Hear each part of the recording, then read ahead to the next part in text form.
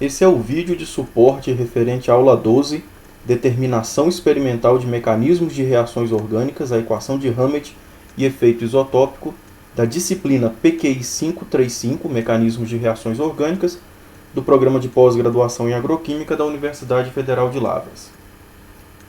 Nessa aula, a gente vai estudar, então, um negócio chamado físico-química orgânica. Na verdade, a gente vai entender como que surgiu essa área da química orgânica. Aliás, o inventor da química orgânica, o inventor desse termo, está aqui, ó. É o Lewis Hammett. A gente vai entender como que o Hammett, pela equação, que ele acabou batizando com o próprio nome, conseguiu dar uma evidência de como ocorre uma reação orgânica. Qual que é o mecanismo que está por trás? Na verdade, a equação de Hammett mostra, dá detalhes experimentais de como é o estado de transição de uma reação química. A gente vai entender detalhadamente como que ele chegou nessas conclusões e como que ele montou essa chamada equação de Hammett. Para começar, então, a gente vai tentar voltar lá atrás, quando o Hammett desenvolveu essa equação, e entender qual foi o raciocínio que ele teve. Ele pensou o seguinte, ele partiu de uma comparação arbitrária. Como assim arbitrária? Ele já sabia que o que governa a acidez de ácidos carboxílicos é o pKa. Ou seja, existe aqui uma constante de equilíbrio relacionada à dissociação dessa ligação aqui, ó. A ligação se rompe heteroliticamente, o par de elétrons vai na direção do oxigênio, dá para ele uma carga negativa e o hidrogênio vai embora na forma de H+, em água na forma de hidrônio. E esse equilíbrio tem uma constante de equilíbrio. Para a gente determinar o quão ácido ou quão básico um composto é, a gente pode usar a escala de pKa, que vem da constante de equilíbrio de ionização ácida. Ele já sabia que existiam ácidos carboxílicos mais ácidos e ácidos carboxílicos menos ácidos em função desse grupamento R que você está vendo aqui. Variando essa cadeia carbônica, a gente vai ter diferentes valores de pKa, vai ter diferentes valores de acidez. Então ele imaginou o seguinte, será que a gente pode pegar uma lista de valores de pKa de ácidos carboxílicos e comparar com a velocidade de hidrólise que ésteres sofrem em meio básico? Como assim? Ele queria saber se existia uma correlação entre isso daqui, ó. Imagina um ácido carboxílico com pKa muito baixo. Isso quer dizer que essa ligação se rompe muito fácil. Quer dizer que isso daqui se ioniza muito facilmente quando tem um valor de pKa baixo. Agora, imagina que eu tenha agora exatamente um éster derivado desse mesmo ácido carboxílico que eu acabei de falar que tem um pKa muito baixo. Em vez de um hidrogênio, eu vou e coloco aqui um grupo etil, ou seja, um éster de etila. Será que o fato do ácido correspondente ter um pKa muito baixo e se ionizar muito fácil também faz esse éster aqui sofrer uma hidrólise mais facilmente? Ou seja, ácidos carboxílicos mais ácidos, o seu derivado na forma de éster, eu também formo o carboxilato com a mesma facilidade que o ácido carboxílico forma? Então ele queria saber se existia uma correlação entre esse valor de Ka, da constante de ionização ácida, e a constante da velocidade com que essa hidrólise ocorre em meio básico. Existe alguma correlação linear entre essas duas coisas? O ácido carboxílico, que se ioniza mais fácil, o éster correspondente ele também vai se hidrolisar mais fácil? O ácido carboxílico que tem um pKa maior, que tem mais dificuldade para quebrar essa ligação de forma heterolítica, será que o correspondente éster de etila, ele também não vai ter mais dificuldade para sofrer hidrólise e formar o carboxilato e o etanol? Essa foi a comparação arbitrária então que o Hammett colocou na cabeça. Será que existe essa correlação? Então ele foi para o laboratório testar os ésteres derivados de ácido carboxílico em função do pKa de cada um desses ácidos carboxílicos. Como? Então ele tinha valores de pKa de vários ácidos carboxílicos com vários grupamentos aqui e ele quis medir a velocidade com que a hidrólise do éster correspondente ocorre. Então ele fez o seguinte, montou um gráfico. Nesse eixo do gráfico ele colocou os valores de pKa de vários derivados de ácido carboxílico. Aqui na parte esquerda ele colocou os valores altos de pKa e para cá ele foi diminuindo. Por que ele fez isso? Porque ele fez o contrário aqui nesse eixo. Valores altos de pKa indicam menos acidez, indicam que essa ligação aqui é mais difícil de ser rompida, indicam um ácido carboxílico menos ácido. Então, eu tenho aqui as substâncias menos ácidas, menos reativas. Conforme eu vou indo para a direita nessa linha, o pKa vai caindo e eu vou tendo aqui uma ligação mais fácil de se romper. Então ele organizou aqui os ácidos carboxílicos em função de vários grupamentos. Ele colocou aqui os ácidos carboxílicos menos ácidos. Conforme ele foi vindo para a direita, aqui estão os ácidos carboxílicos mais ácidos. Então, agora colocando esses valores aqui numa escala logarítmica de pKa, ele decidiu fazer o seguinte. Ele decidiu plotar aqui nesse eixo, no eixo y, o logaritmo da constante de velocidade com que a hidrólise de ésteres de etila sofrem, variando aqui vários grupamentos. Por que ele usou aqui uma escala logarítmica? Porque o pKa é uma escala logarítmica. Então, para poder ficar na mesma escala, ele colocou aqui também o logaritmo dessa constante de velocidade, o log de k da velocidade com que o éster sofre hidrólise. Então, como que ele montou um gráfico aqui? Ele fez o seguinte. Ele plotou aqui, por exemplo, um ponto. O que esse ponto significa? Isso daqui é um ácido carboxílico específico. Aqui, ó, eu tenho um ácido carboxílico com uma determinada cadeia carbônica. Está aqui. Esse é o valor de pKa desse ácido carboxílico. Está aqui o valor de pKa. Ele veio aqui, ó, e colocou um ponto. Nessa direção é a velocidade, ou seja, o log de k, que esse mesmo grupamento R aqui, ó, agora em vez de um ácido carboxílico, ele usou um éster de etila. Agora, qualquer que seja a cadeia carbônica do ácido que está aqui, ó, é a mesma cadeia carbônica que está aqui. Ele mediu qual a velocidade com que o éster derivado desse ácido sofre hidrólise em meio básico para poder produzir o carboxilato e o etanol. Então, ele plotou aqui um ponto nesse gráfico. E ele foi fazendo isso para vários derivados, para um monte de derivados de éster de etila, comparando com o seu correspondente, o ácido carboxílico. Por que ele fez isso? Ele imaginava que ele iria ver uma correlação linear. Ele queria provar que, quanto mais fácil é ionizar esse ácido carboxílico, mais fácil é também hidrolisar o éster de etila correspondente. Mas aí, para surpresa dele, conforme ele foi avançando no experimento, olha o que aconteceu. Está vendo que não tem absolutamente nenhuma correlação linear aqui? Não faz sentido. Tem alguns... Vamos entender melhor o que esse gráfico complexo está mostrando aqui agora para a gente. Existem alguns ácidos carboxílicos, igual aqui, ó, esse aqui.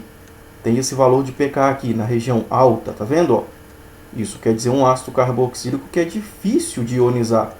Mas olha aqui, esse ponto indica que esse mesmo ácido carboxílico derivado na forma de éster de etila, ele sofre hidrólise numa velocidade mais rápida, tá vendo? Ó?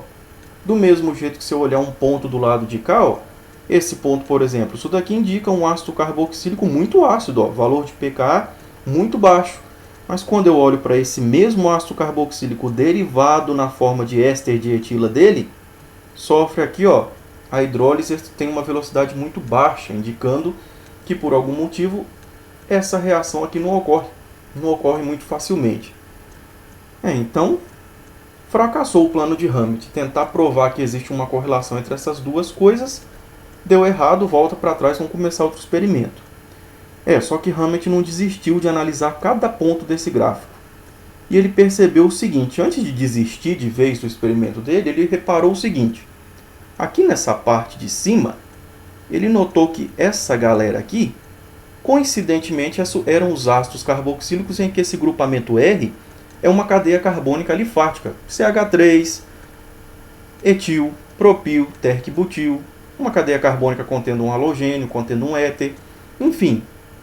Esse grupamento R aqui, ele reparou que toda essa galera aqui, esse grupo R é uma cadeia carbônica, é um grupo alifático. Quando ele olhou para essa parte aqui, ó, onde o pKa está mais alto e a constante de hidrólise está mais baixa, ele reparou que aqui, toda essa turma, eram ácidos carboxílicos com anel aromático, aqui os derivados ésteres também com anel aromático, mas coincidentemente todos eles tinham na posição orto do anel aromático, em relação ao ácido carboxílico e em relação ao éster, todos eles tinham um grupamento lá substituindo. Um grupo amino, um grupo nitro, um grupo metóxi, um grupo etóxi. Ele reparou um padrão aqui, ó. E aí sobrou essa galera aqui no meio, tá vendo? Então ele decidiu fazer o seguinte, vou excluir desse meu gráfico Esses que eu sei que são os alifáticos, esses que eu sei que são todos anéis aromáticos ortossubstituídos, e vamos ver o que fica. Olha o que ficou para trás. Ele conseguiu obter aqui agora uma relação convenientemente linear. Estão vendo? Ó? Se eu traçar aqui uma reta, eu vejo que existe agora uma correlação linear. O que quer que esteja aqui embaixo, ó, conforme eu vou para a direita, o ácido carboxílico está ficando mais ácido. Conforme eu subo, o derivado na forma de éster de etila está sofrendo hidrólise em meio básico também mais rápido, numa correlação quase que perfeitamente linear.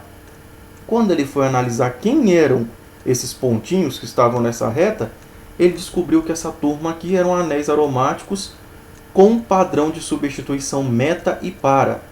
Ou seja, toda essa turminha que você está vendo aqui, ó, são derivados de ácido carboxílico contendo um substituinte aqui em meta ou um substituinte aqui em para. Então ele percebeu que agora existiu uma correlação entre essas duas coisas. O quão mais ácido é, o quão mais fácil é quebrar essa ligação oxigênio-hidrogênio, também reflete o quão mais fácil é fazer a hidrólise nesse éster aqui, ó. Quando aqui do lado é um anel aromático e quando aqui os substituintes estão no máximo na posição meta e na posição para. Basicamente, o que o Hammett fez? Ele excluiu, ele tirou da jogada aqueles casos em que o impedimento estérico atrapalha a hidrólise e faz essa correlação não existir. Quando eu tenho um grupamento nessa posição aqui, ó, ou nessa posição, isso gera um impedimento estérico, isso cria um fator extra. E aí atrapalha essa correlação aparecer. Quando eu tenho cadeias carbônicas também, cadeias carbônicas são livres no espaço para girar, podem adotar diferentes conformações, elas podem atrapalhar a orientação do nucleófilo quando ele vai atacar o carbono. Enfim, ele removeu desses casos aqui, ó, ele, tirando esses pontos do gráfico dele, ele removeu aquelas situações onde o impedimento estérico atrapalha ele enxergar o que está acontecendo. Então, de posse isso aqui, ele começou a pensar, pera que eu posso extrair coisas mais interessantes daqui. Então, existe uma correlação entre a hidrólise do éster, que está aqui, e a acidez do ácido carboxílico, desde que seja um anel aromático e o grupo substituinte esteja na posição meta e na posição para. Então, a partir desse experimento, ele decidiu então analisar o efeito dos substituintes tanto na acidez do composto quanto na velocidade de hidrólise. Então ele pensou o seguinte, vamos estabelecer um novo parâmetro. E ele criou a constante de Hammett chamada de sigma. Sigma é uma constante que vem dessa equação aqui, ó. O que essa equação significa? Ao invés de analisar os valores de pKa simplesmente, Hammett decidiu criar esse novo parâmetro. O sigma, então, é uma subtração entre o pKa do ácido carboxílico, do derivado de ácido benzoico não substituído, está vendo que eu não tenho nada aqui nas posições meta e na posição para, subtraído do pKa do ácido benzoico derivado, que tem aqui, ó, substituintes na posição meta e na posição para. E essa então é a constante de Hammett, que analisa o efeito de substituintes. Isso daqui ele criou também de forma arbitrária. E vamos ver um exemplo de aplicação, de como isso funciona, como determinar valores de sigma. Nós sabemos que o pKa desse composto aqui, ó, do ácido para-aminobenzoico, é da ordem de 4,82. Já do ácido benzoico é da ordem de 4,20. Nós sabemos, desde o começo da disciplina, que quanto maior o pKa, menos ácida a substância é. Isso indica que o ácido para-aminobenzoico ele é menos ácido do que o ácido benzoico. Está vendo aqui, ó? O pKa é maior do que o ácido benzoico. Isso indica que romper essa ligação, se ionizar aqui, é mais difícil do que aqui. Então, calculando o valor de sigma para esses dois, o que eu vou fazer? Eu vou colocar o pKa do ácido benzoico e vou subtrair do pKa do derivado que eu estou analisando. Então, ó, 4,20 é o pKa do ácido benzoico, 4,82 é o pKa do ácido para-aminobenzoico. Quando eu subtraio um do outro, eu descubro que esse valor é negativo, é menos 0,62. Isso daqui, então, é o sigma. Se você quiser indicar qual é o grupamento, já que esse Essa constante sigma ela indica substituintes, o efeito de substituintes na acidez dos ácidos carboxílicos derivados do ácido benzoico. Então, sigma PNH2 significa o sigma do ácido benzoico que tem na posição para um grupo NH2. E esse valor é menos 0,62. E ele é função dos substituintes do anel aromático. Por enquanto, isso não deve estar fazendo sentido nenhum para você ainda. Por que eu vou calcular esses valores? Qual que é o objetivo de Hammett ao introduzir essa nova equação? Essa equação não existia, ele criou, ele tirou de trás da orelha, vamos dizer assim. Por que ele fez isso? Ele queria construir uma linha, ele queria construir uma comparação. Como assim? Ele queria fazer com vários derivados de ácido benzoico e montar uma linha mostrando esses valores, para entender qual o efeito que esses substituintes têm na acidez. Então ele montou isso daqui, ó, uma linha em função de sigma, de valores de sigma. E colocou aqui 0 é quando você tem hidrogênio. Volta um slide, ó. Se você calcular o valor de sigma, quando aqui é o ácido benzoico, menos o pK, se aqui o R é um hidrogênio, eu tenho ácido benzoico, 4,20 menos 4,20 é 0. Então, quando eu estou falando de hidrogênio, o substituinte é hidrogênio, naquela equaçãozinha de Hammett, o valor de sigma dá 0.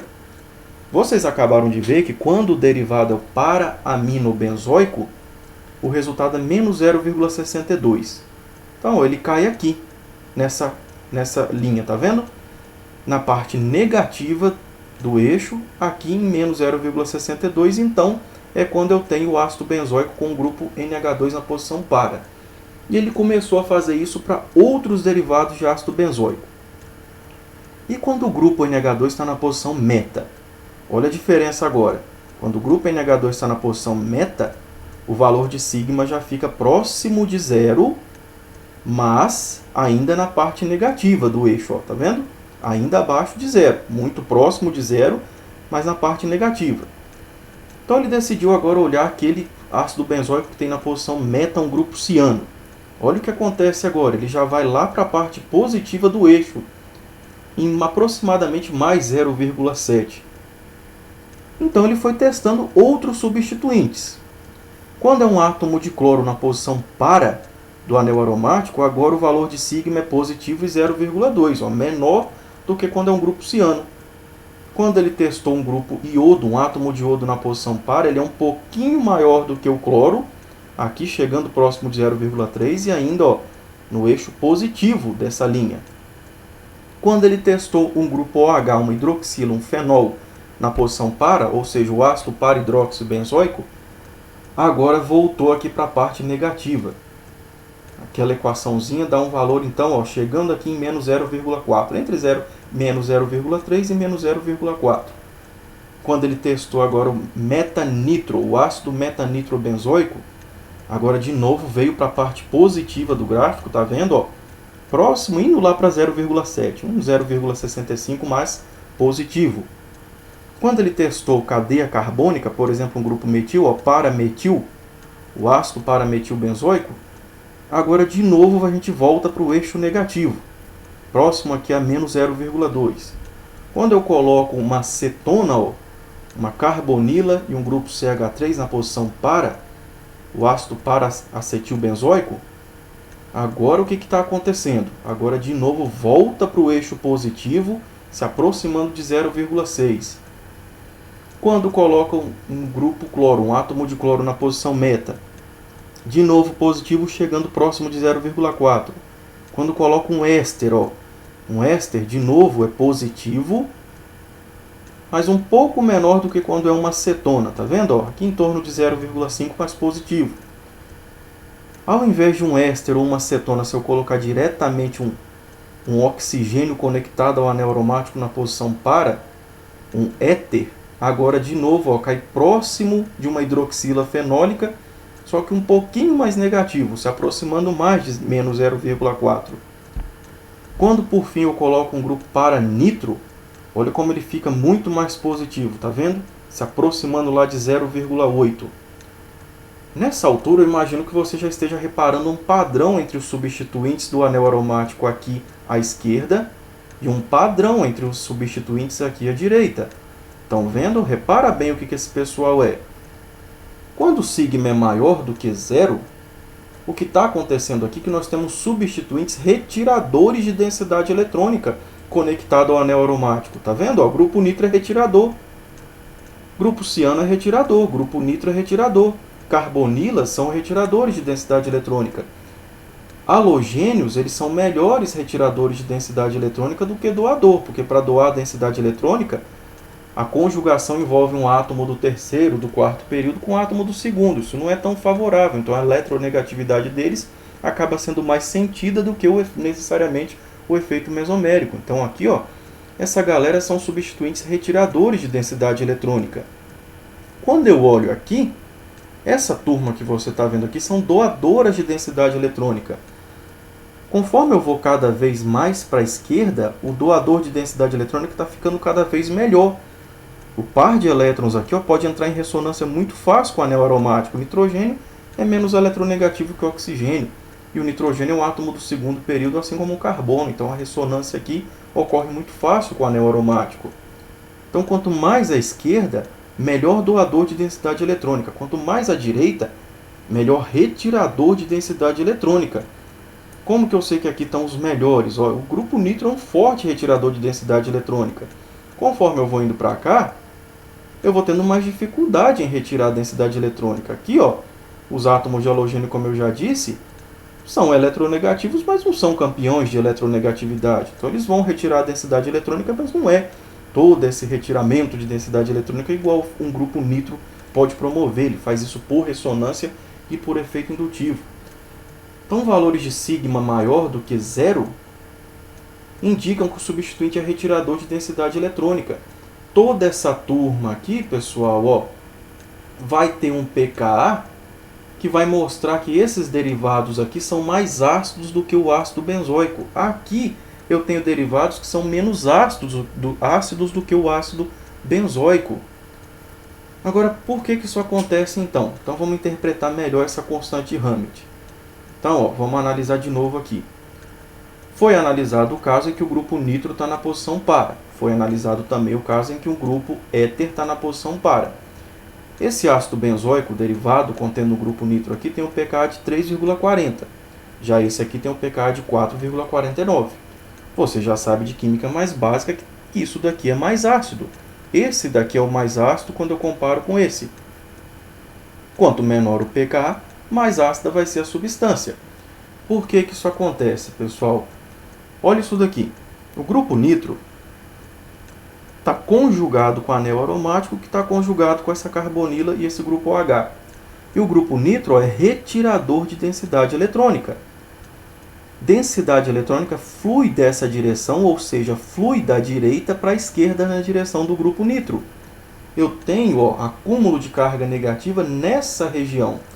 Conforme a densidade eletrônica vai sendo drenada na direção do grupo nitro, o que vai acontecendo é que essa ligação vai enfraquecendo ainda mais. Ela já é polarizada. Ela vai se tornando cada vez mais polarizada, essa ligação enfraquece, tornando aqui mais fácil de abstrair esse hidrogênio, tornando esse composto mais ácido. Por isso que isso daqui em água se ioniza tão fácil para formar o íon H3O+. Além disso, além de enfraquecer a ligação, lembra que quando essa ligação se rompe, forma-se aqui um carboxilato, acumula carga negativa nessa região da molécula. Quando eu tenho bem posicionado aqui grupos retiradores de densidade eletrônica, eles vão causar um desacúmulo de carga negativa nessa região, estabilizando o excesso de carga negativa que existe aqui. Por isso, grupamentos retiradores de densidade eletrônica deixam essa ligação mais fraca e deixam o ácido carboxílico mais ácido, o que não vale aqui. Se você lembrar bem, o pKa do ácido benzoico é 4,20. Aqui eu tenho um pKa de 4,49.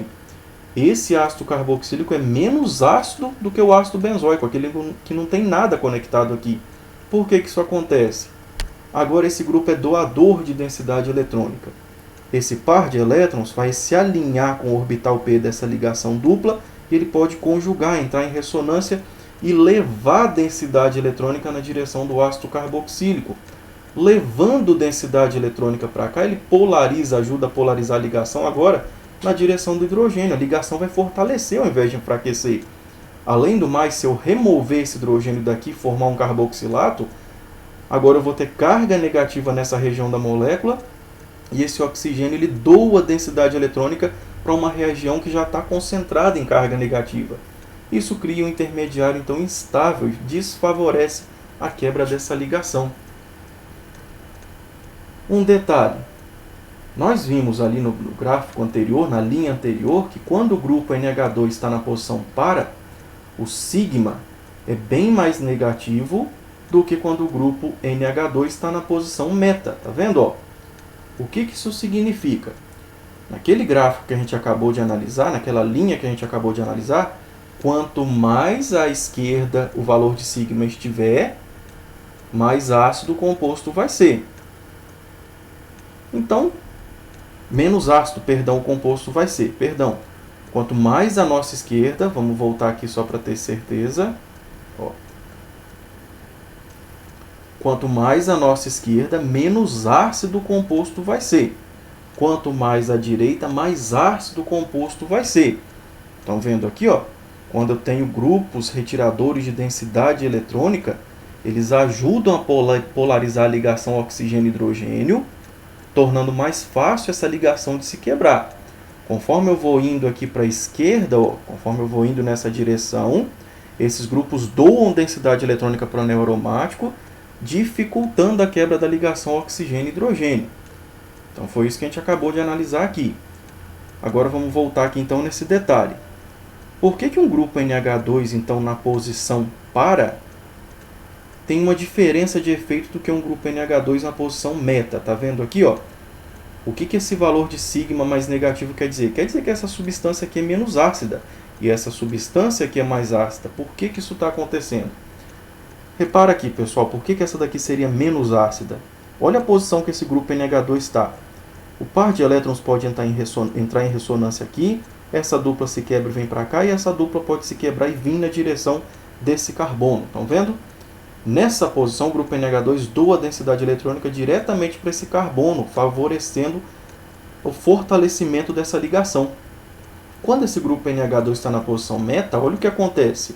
Agora a conjugação até ocorre, mas ela não leva a carga negativa diretamente para o grupo ácido carboxílico. Como esse alinhamento aqui, ó, como esse posicionamento do grupo NH2 não leva densidade eletrônica nesse carbono, isso acaba não criando um efeito tão grande igual quando esse grupo NH2 está na posição para. Além do mais, esse grupo nessa posição pode promover um outro efeito. Pode promover o efeito indutivo. O efeito indutivo vai ajudar a polarizar essa ligação e vai ajudar a estabilizar a carga negativa que se forma aqui. Então tá vendo que é uma competição de efeitos que faz com que a acidez desses dois aqui sejam muito diferentes uma do outro.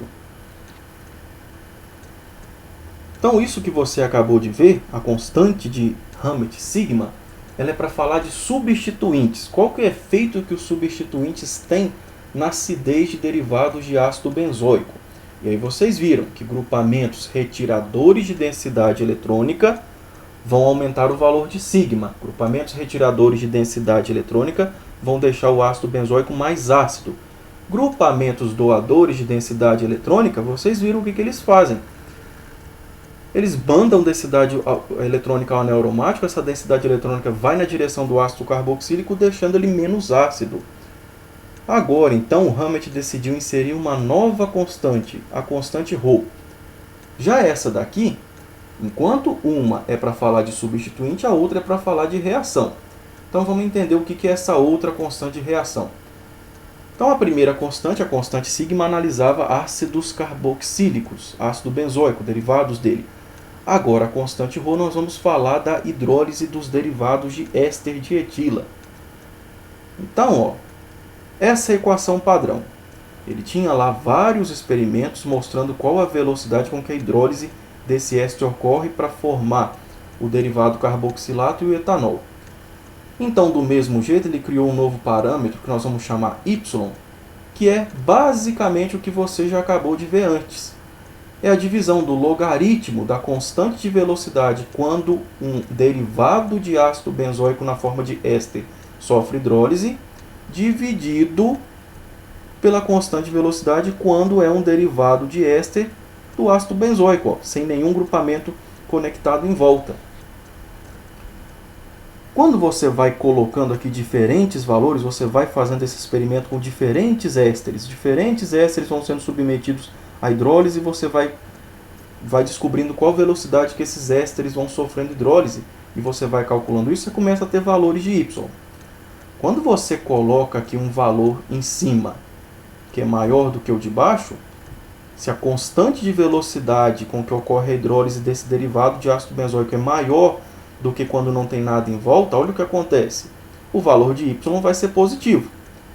Agora, se for o contrário, se quando você coloca algum grupamento aqui, ó, em volta, a hidrólise ocorre mais lentamente, esse valor de constante de hidrólise aqui, ó, é menor do que quando não tem nada, aí esse número já vai ser negativo. Se esse número for menor do que esse, o valor de Y, na hora que você fizer a conta, ele vai dar negativo. Então, quando você constrói uma linha também colocando vários valores de Y, se o valor de Y for positivo, isso quer dizer que aquele éster sofre hidrólise mais rápido, aquele derivado de éster benzoico sofre hidrólise mais rápido do que o éster benzoico puro e simplesmente. Agora, se o valor de Y é negativo, quer dizer que esse derivado de éster benzoico sofre hidrólise mais lentamente do que o éster benzoico puro e simplesmente. Então ele decidiu plotar essas duas coisas juntas. Ele calculou o valor de Y para vários derivados de éster de etila, contendo aqui vários grupamentos conectados, e chegou em valores que iam de mais 2,5 a menos 2,5. Só que ao invés de simplesmente plotar de novo uma nova curva, ele decidiu comparar com a constante sigma. E olha o que acabou acontecendo. Vamos relembrar lá do ácido benzoico do ácido para aminobenzoico. Lembra que ele caía aqui em menos 0,62, aproximadamente por aqui? Ele fez o seguinte, fez a hidrólise do éster para aminobenzoico de etila, certo? Com o grupo NH2 aqui. E quando ele comparou a hidrólise do éster contendo aqui um grupo NH2 com a hidrólise do éster contendo nada, ele descobriu que esse número Y, que esse valor Y, caía aproximadamente aqui, ó, chegando em menos 2,5, no eixo negativo. Se esse valor de Y é negativo, lembra o que eu falei para vocês? Quer dizer, então, que a hidrólise do éster, quando aqui tem um grupo NH2, é mais lenta do que quando não tem nada. É mais fácil hidrolisar esse éster, onde o anel aromático só tem hidrogênio, do que hidrolisar o éster, onde aqui tem um grupo NH2. Então, esse valor de Y que ele achou, ele plotou aqui em função do valor de sigma que ele já tinha achado antes. Então, ele foi e começou a analisar outros derivados. Quando ele fez isso agora para o grupo meta, aqui um grupo NH2, ele continua achando um valor negativo para Y, para esse valor de Y. É um pouquinho mais difícil, então, hidrolisar o éster que tem aqui um grupo NH2 do que hidrolisar o éster que não tem nada. E aí aqui ele botou esse ponto, indicando que aqui é o valor de Y para essa equação e aqui é o valor de sigma que ele já tinha encontrado antes. Quando ele foi agora analisar, contendo na posição meta aqui um grupo ciano, nessa posição aqui, agora o valor de sigma para o ácido carboxílico correspondente é aqui em torno de 0,7. Já a hidrólise forneceu um valor de Y na parte positiva quase chegando em 2,5. Lembra o que significa esse Y ser positivo? Quer dizer então que hidrolisar o éster contendo aqui um grupo ciano é mais fácil, isso daqui vai dar uma constante de velocidade maior do que quando você hidrolisa o éster benzoico sem nada. Aqui, ó, sem nenhum substituinte no anel aromático. Conforme ele foi testando outros, ó, agora quando tem na posição para um grupo OCH3, a gente sabe que o valor de sigma dava aqui chegando em menos 0,4 e agora o Y, ó, de novo, é mais difícil hidrolisar esse éster do que hidrolisar o éster benzoico, ó, o éster onde esse anel aromático não tem nada, nenhum substituinte pendurado nele. E foi colocando outros substituintes. Agora, quando é um éster, quando eu tenho aqui nessa posição aqui, ó, na posição para, um éster conectado pela carbonila, agora é mais fácil hidrolisar aqui do que hidrolisar aqui quando não tem nada, ó. Agora o valor de Y é positivo, a gente sabe que o sigma era aqui, em torno, chegando em 0,5 positivo, conforme nós vimos alguns slides atrás. e foi colocando outros grupos. O para-nitro agora já cai aqui na parte positiva de Y e aqui na parte positiva de sigma, como nós já sabemos.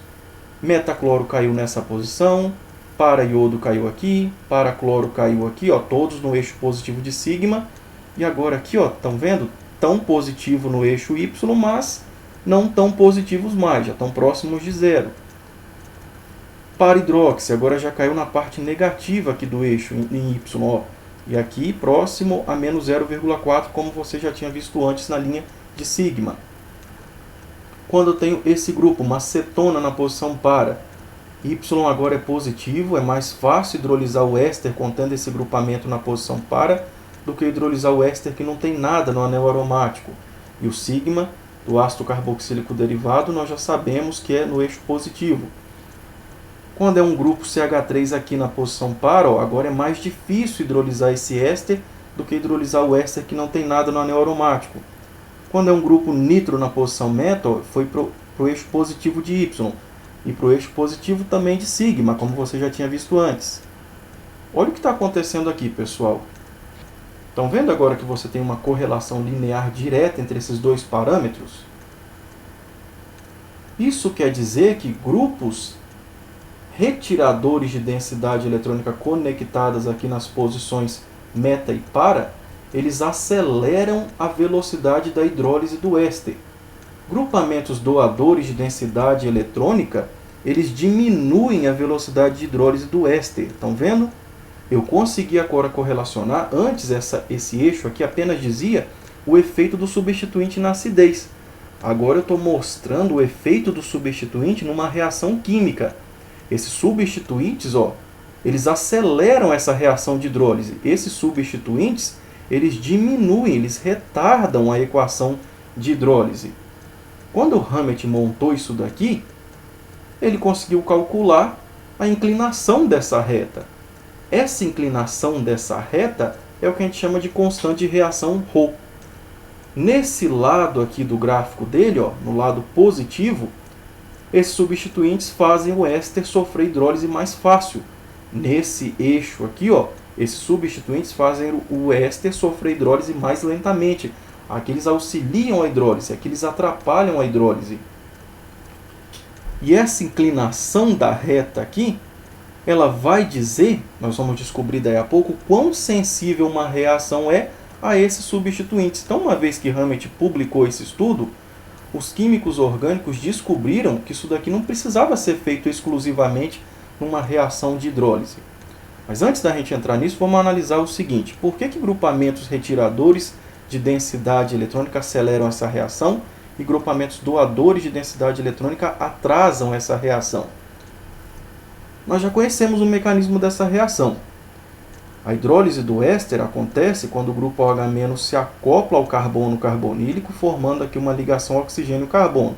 A ligação π se rompe e vai na direção do oxigênio. Quando ela retorna, expulsa o grupo O-etil na forma de um ânion alcóxido, ele captura um hidrogênio, formando um carboxilato e o etanol neutro.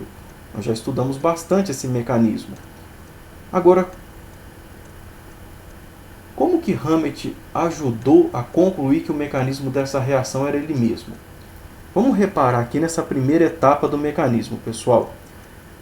Quando o íon OH- ataca o carbono, quando ele se sobrepõe ao orbital π antiligante dessa ligação, ao mesmo tempo que uma nova ligação sigma vai sendo formada, a ligação π vai sendo quebrada. Essa ligação vai se formando, essa ligação vai se quebrando. E olha o estado de transição de formação desse intermediário. Olha para esse carbono. Eu tenho aqui 1, 2, um par de elétrons, 1, 2, outro par de elétrons da ligação sigma, então 4, 5, 6, mais um par de elétrons aqui dessa ligação carbono-carbono, 7, 8, 9, 10. Isso daqui é um carbono que tem uma densidade eletrônica muito carregada. Pessoal, esse estado de transição envolve um carbono que tem um estado de transição eletronicamente muito carregado. A carga negativa em cima desse átomo de carbono é muita. Se eu tiver aqui conectado ao anel aromático grupamentos que retiram densidade eletrônica, o que vai acontecer é que eles vão ajudar a estabilizar esse estado de transição. eles vão ajudar a desacumular essa carga negativa que está em cima desse carbono na hora que essa reação está acontecendo. Grupos que doam densidade eletrônica, que mandam densidade eletrônica na direção desse carbono, vão prejudicar esse estado de transição, vão fazer a reação ocorrer mais lentamente. Então, grupos que retiram densidade eletrônica vão acelerar essa hidrólise. É por isso que o Hammett conseguiu mostrar que quando eu coloco aqui grupo nitro, carbonila de cetona, carbonila de éster, quando eu coloco halogênios, grupos que retiram densidade eletrônica, ele conseguiu mostrar que eles deixam essa reação mais rápida, porque eles estabilizam, ajudam a estabilizar o estado de transição dessa reação. Agora, o contrário, olha o que acontece quando eu tenho grupos doadores de densidade eletrônica, grupos que conjugam e que mandam densidade eletrônica na direção desse carbono, vão desestabilizar. Aqui eu já tenho um carbono eletronicamente muito carregado para que mais elétrons venham na direção dele. Então vocês viram, ele mostrou matematicamente que colocar agrupamentos aqui diminui a velocidade da hidrólise do éster, justamente porque desestabiliza esse estado de transição. O que Hammett acabou fazendo foi colocar em números aquilo que químicos orgânicos já sabiam. Nós já sabíamos dos efeitos que substituintes, doadores e retiradores de densidade eletrônica têm, mas ele provou por números que isso é real. Ele mostrou que o estado de transição ele é sensível ao efeito de grupos retiradores ou doadores de densidade eletrônica. Ele conseguiu mostrar isso matematicamente. Então, uma vez que ele publicou esse estudo, os químicos orgânicos começaram a entender que não era só a hidrólise do éster que dava para estudar utilizando esse raciocínio. Qualquer reação que ocorre em volta de um anel aromático, ou qualquer reação que ocorre perto de um anel aromático, eu posso entender se essa reação vai se favorecer com grupos retiradores de densidade eletrônica ou não. Se ela vai se favorecer com grupos doadores de densidade eletrônica ou não. Reações em que grupos retiradores de densidade eletrônica aumentam a velocidade e reações em que essas mesmas reações em que grupos retiradores aumentam e grupos doadores diminuem, essas reações vão ter uma inclinação nessa direção. O valor de ρ vai ser positivo. Agora, existem reações químicas em que grupos doadores de densidade eletrônica vão fazer a reação ocorrer mais rápido e grupos retiradores de densidade eletrônica vão fazer a reação ocorrer mais lentamente. Esse tipo de reação vai apresentar ρ negativo. E mais, essa reta aqui não vai ter sempre essa inclinação. Vai existir reações químicas que são muito sensíveis aos grupos retiradores e doadores de densidade eletrônica. Esse tipo de reação acaba dando linhas assim mais inclinadas. O valor de ρ fica mais positivo. Reações que são muito sensíveis, que grupos doadores de densidade eletrônica deixam muito mais rápida, elas inclinam mais aqui, deixando o ρ cada vez mais negativo. Isso quer dizer então que valores de ρ positivo são aquelas reações em que grupos retiradores de densidade eletrônica são importantes para estabilizar o estado de transição. Reações que têm ρ negativo, aí grupos doadores de densidade eletrônica que são importantes para estabilizar o estado de transição. Então vamos analisar isso mais a fundo. Então, qual que é a função da inclinação dessa reta e em que tipos de reações eu posso estudar? A equação de Hammett. Olha um exemplo aqui de reação que você já estudou nessa disciplina. A substituição nucleofílica aromática. Quando você vai fazer essa reação, nós já sabemos que esse nitrogênio vai substituir esse átomo de bromo. Nós até sabemos o mecanismo. O mecanismo envolve o ataque nucleofílico do nitrogênio a esse carbono. O par de elétrons vai na direção desse carbono que tem o grupo nitro. E uma vez que esse intermediário foi formado, o estado de transição formou esse intermediário tem carga negativa. Estão vendo? Quando você estuda vários derivados dessa molécula aqui, vai colocando grupamentos aqui em volta para ver qual a velocidade que a reação aqui ocorre, você descobre que na hora que você monta uma curva daquela, o ρ dá positivo. Dá um ρ da ordem de mais 4,9. Um ρ positivo, ou seja, quer dizer que a curva está inclinando na direção da direita. Quando o ρ dá positivo, se você voltar aí no seu caderno e olhar o desenho que você acabou de fazer do gráfico, ρ positivo indica que grupos retiradores de densidade eletrônica aceleram essa reação. Essa reação aqui termina quando o par de elétrons volta a formar uma dupla e expulsa o átomo de bromo. E essa reação tem o Rho, então, da ordem de mais 4,9. Isso significa que quando eu coloco grupos retiradores de densidade eletrônica, principalmente aqui, ó, em posições que não vão causar impedimento estérico nessa região, eles vão acelerar essa reação.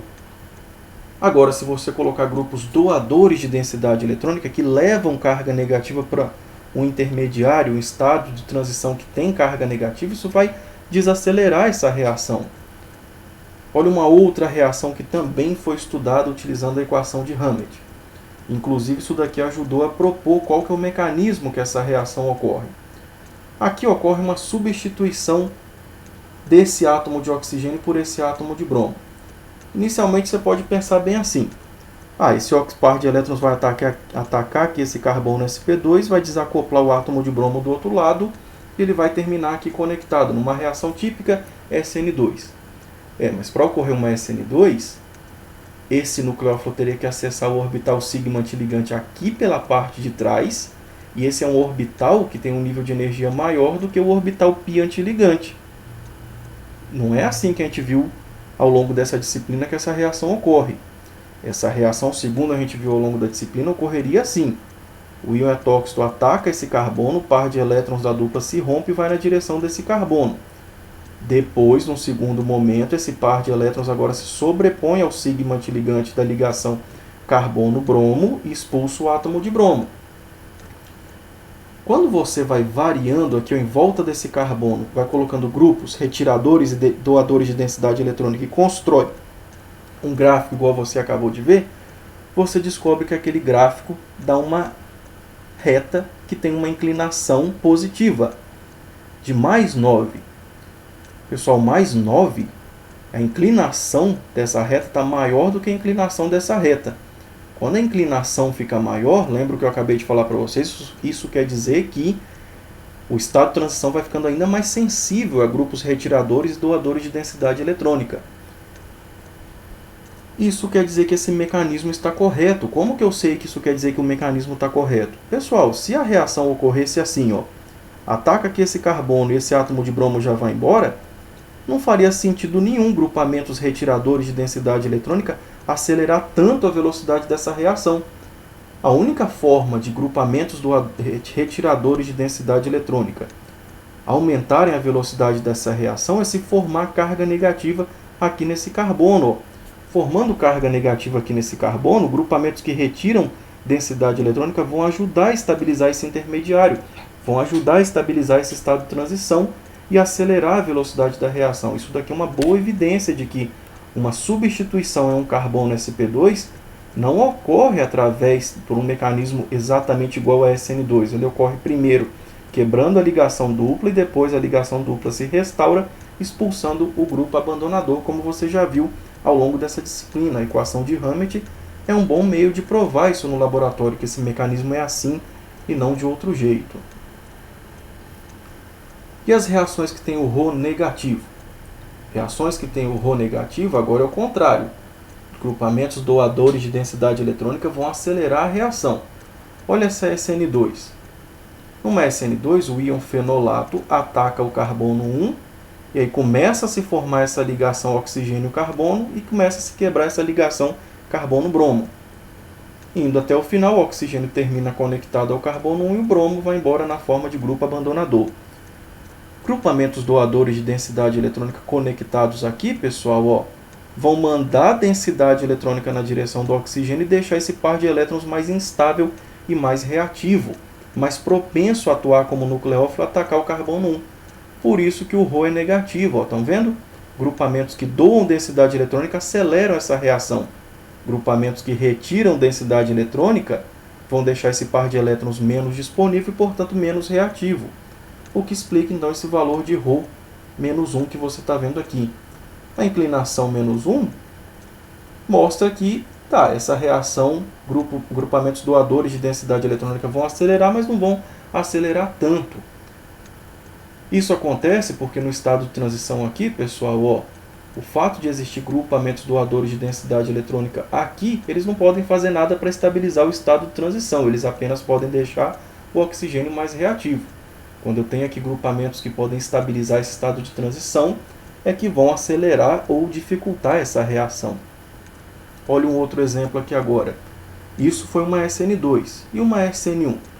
Uma SN1, quando você estuda ela no laboratório, é um átomo de bromo ligado a um carbono terciário e um anel aromático que você pode colocar substituintes diferentes. Na primeira etapa, nós sabemos que o bromo vai embora como grupo abandonador, formando um carbocátion. Olha o valor de Rho agora, menos 4,5. Menos 4,5 já indica uma reação mais sensível a grupos doadores e retiradores de densidade eletrônica. Quando o Rho é negativo, grupos doadores estabilizam, eles aumentam a velocidade da reação. Por que isso acontece? Quando eu coloco aqui grupos doadores de densidade eletrônica, eles doam densidade eletrônica para o carbocátion, estabilizando ele e fazendo a reação acontecer mais rápido. Numa última etapa, nós sabemos que a água ataca o carbocátion para formar o álcool correspondente que você está vendo aqui, como você já estudou nessa disciplina. Olha aí mais uma evidência experimental de que essa reação, a reação SN1, passa pela formação de carbocátion. Se não passasse pela formação de carbocátion aqui vizinho ao aromático, eu não teria um estado de transição ou uma equação tão sensível a grupos doadores de densidade eletrônica. É importante ter grupos doadores de densidade eletrônica aqui, porque eles estabilizam o carbocátion, que é formado como intermediário dessa reação. Como vocês estão vendo, então, a equação de Hammett ela pode ser utilizada para esclarecer mecanismos, para dar evidências de como o mecanismo ocorre. Inclusive, várias das reações que foram estudadas ao longo desse semestre, nós vimos apenas o mecanismo, mas eu não mostrei números, eu não mostrei artigos para te convencer de onde aqueles mecanismos apareceram. Um mecanismo que você viu ao longo da disciplina aí foi esse mecanismo aqui de bromação de dupla ligação. Eu mostrei alguns casos onde passava pela formação de carbocátion, mas eu não te mostrei nenhuma evidência experimental de laboratório para te convencer que o carbocátion era formado. Essa reação aqui, ó, bromar essa ligação dupla, conforme eu vou colocando substituintes aqui e monto uma reta, eu descubro que essa reta tem um Rho negativo. Um Rho negativo de menos 6 indica que tem algo positivo se formando próximo ao anel aromático. Um dos mecanismos que nós propomos para essa reação de bromação é a formação do íon bromônio e depois o íon brometo ataca o íon bromônio para formar aqui o produto final, um dialeto vicinal. Mas está vendo aqui, ó? Não faz sentido esse mecanismo ser o mecanismo dessa reação se ela tem esse valor de Rho. Um valor de Rho da ordem de menos 6 indica um estado de transição que tem uma carga positiva muito grande. Menos 6 indica que grupos doadores de densidade eletrônica estabilizam uma carga positiva que é formada vizinho ao anel aromático. Espera, não tem nenhuma carga positiva vizinha ao anel aromático para que eu tenha aqui um valor de Rho, uma inclinação da reta tão negativa assim. Isso quer dizer que quando ocorre o ataque nucleofílico aqui, nesse caso se forma um carbocátion vizinho ao anel aromático. É mais vantajoso formar um carbocátion do que formar o íon bromônio. Isso aqui deve ter menos energia do que isso daqui. Isso ajuda a gente no laboratório a entender, será que toda vez vai formar o íon bromônio? Nesse caso não, quando eu tenho um anel aromático com grupos doadores de densidade eletrônica, esses grupos doam densidade eletrônica e estabilizam o carbocátion, é melhor formar um carbocátion do que formar o íon bromônio. Na última etapa, o íon brometo ataca o carbocátion para formar então o produto final, que tem esses dois átomos de bromos conectados, igual você viu. Nós vimos esse mecanismo ao longo da disciplina, mas eu não te mostrei como que os químicos provaram que passa de fato pela formação de carbocátion. Você pode fazer uma análise completa do estado de transição. Como assim? Você pode investigar qual a influência que cada um desses grupamentos aqui, ó, tanto do eletrófilo quanto do nucleófilo, tem na hora de uma reação. Qual a influência que eles têm para estabilizar ou atrapalhar o estado de transição de uma reação. Nós já sabemos que o mecanismo dessa reação aqui ocorre quando o grupo NH2 ataca o carbono carbonílico. Se você investigar vários derivados desse haleto de acila, colocar aqui vários grupamentos R e analisar sempre a reação com o mesmo nucleófilo, você vai descobrir que você vai montar uma equação que tem o Rho positivo. Ter um Rho positivo significa que grupos retiradores de densidade eletrônica aumentam a velocidade de reação. Ah, mas isso é esperado. Se grupos retiradores de densidade eletrônica estão aqui, eles vão aumentar a carga positiva aqui e favorecer o primeiro ataque nucleofílico. Então faz sentido. Agora, se você fixa esse reagente e começa a analisar derivados de amina, agora o Rho já dá negativo. Rho negativo significa que doadores de densidade eletrônica aceleram a reação. Ah, se eu tiver grupos doadores de densidade eletrônica aqui, eles mandam densidade eletrônica na direção do nitrogênio, deixando ele mais nucleofílico e mais favorável ao ataque nucleofílico. Ó. Então isso ajuda a gente a entender qual o efeito que grupos retiradores de densidade doadores têm aqui e qual o efeito que eles têm aqui nesse reagente. Uma vez que se acopla aqui então o nitrogênio ao carbono, numa segunda etapa, o par de elétrons volta e expulsa o átomo de cloro e eu termino com a amida. Então você pode analisar o efeito de cada reagente e fazer uma análise completa do estado de transição da reação que você está investigando. Uma outra coisa que nós vamos falar aqui agora, que dá evidência cinética de como uma reação química ocorre no laboratório, é o chamado efeito isotópico, ou efeito isotópico cinético. Como que se calcula isso? Primeiro nós vamos aprender a calcular e depois nós vamos aprender que informação eu posso retirar de um estudo de efeito isotópico cinético. Você vai fazer o seguinte, você vai fazer uma reação química que tenha uma ligação carbono-hidrogênio que se rompa ao longo do mecanismo. Você vai fazer ela primeiro com o átomo de hidrogênio normal e depois você vai fazer com o isótopo desse átomo de hidrogênio, deutério. Então você vai comparar.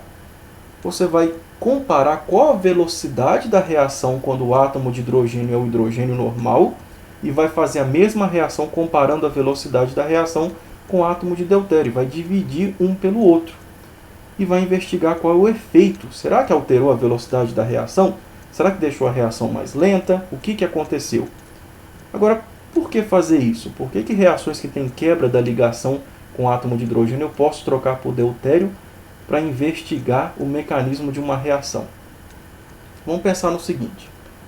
Uma ligação carbono-hidrogênio, o hidrogênio é um átomo mais leve do que o átomo de deutério. Por quê? O deutério é um isótopo do hidrogênio que tem um número de nêutrons maior. O núcleo dele é mais pesado. Então, essa ligação aqui, por envolver um átomo mais leve, ela é mais fácil de se quebrar. Essa ligação, por envolver um átomo mais pesado, um núcleo mais pesado, ela é mais difícil de se quebrar. Então, essa ligação se rompe mais fácil, essa ligação se rompe com mais dificuldade. Agora, ok. Já entendi isso, mas como que isso me ajuda a dar evidência de mecanismo de reação orgânica no laboratório? Olha essa reação química aqui, uma reação de eliminação. Tem aqui um átomo de bromo vizinho a um grupo CH2. Quando eu coloco isso daqui em contato com o etóxido e aqueço a uma temperatura suficientemente ácida, o que acontece é uma reação de eliminação que leva à formação desse alceno aqui, ó. Um dos hidrogênios é abstraído, o par de elétrons forma uma dupla e expulsa o átomo de bromo para dar origem a essa dupla ligação.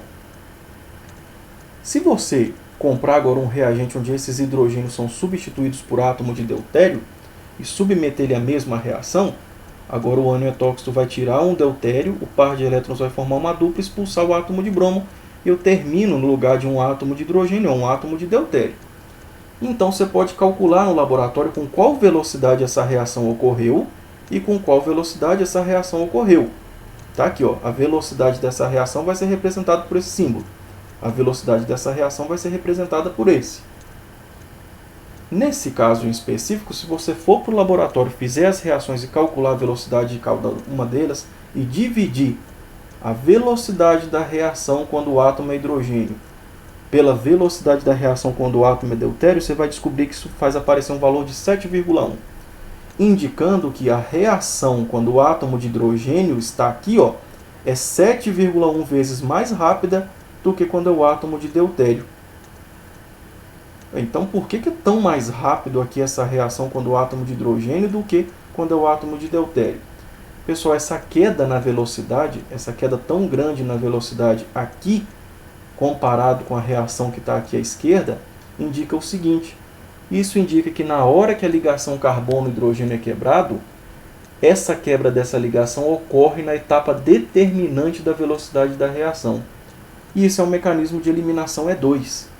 Qual que é o mecanismo de eliminação E2? A base remove o hidrogênio, o par de elétrons se sobrepõe ao orbital sigma antiligante, expulsando o átomo abandonador, o grupo abandonador, passando por esse estado de transição. Ó.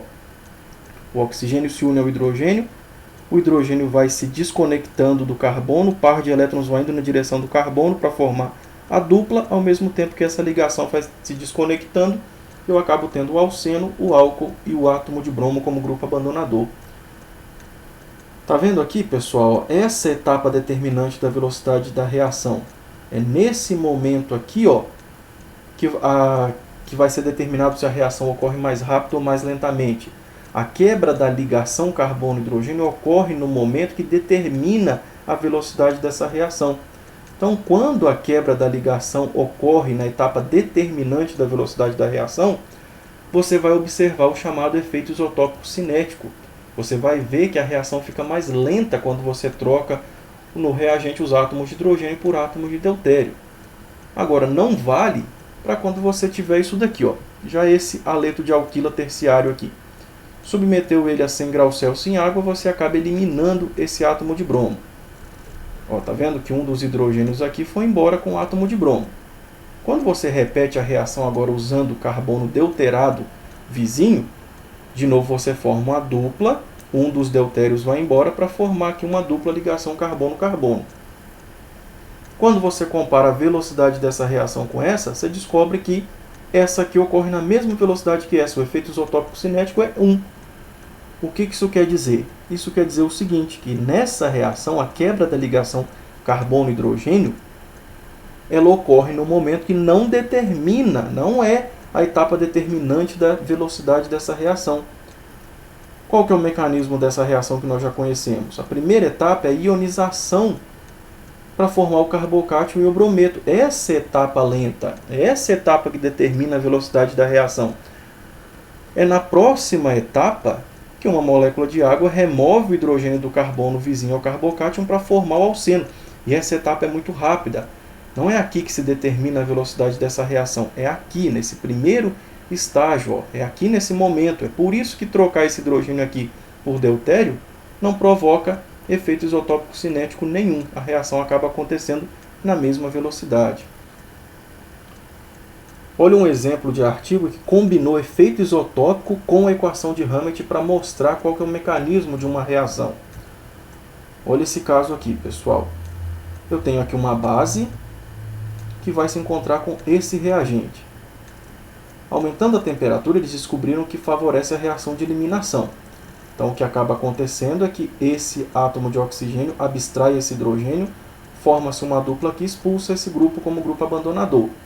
Quando eles resolveram trocar esse hidrogênio aqui por deutério, eles observaram efeito isotópico cinético. Então, ó, está aqui o mecanismo completo, a remoção desse hidrogênio, formação da dupla e expulsão do grupo abandonador. Ó, dupla formada aqui nessa posição, forma o derivado fenólico, está aqui o grupo abandonador. Trocar esse hidrogênio por um deutério faz a reação ocorrer 7,1 vezes mais lenta, indicando que isso daqui é uma eliminação E2, é uma eliminação bimolecular. E outra coisa que eles fizeram foi investigar o efeito que substituintes em cada um desses anéis aromáticos têm no estado de transição. Esse é o estado de transição dessa reação. Ó. O oxigênio vai remover o hidrogênio, a remoção do hidrogênio que aqui está errado, ó, falta um átomo de hidrogênio aqui, perdão, eu vou consertar depois. Então, ao mesmo tempo que a ligação hidrogênio-carbono vai se rompendo, a dupla vai se formando, e aqui essa ligação vai se rompendo. Analisando o efeito que substituintes têm em cada um desses anéis aromáticos, ó, nesse caso aqui o Rho dá negativo. Ter um Rho negativo indica que grupos doadores de densidade eletrônica aceleram essa reação. Isso é esperado. Ó.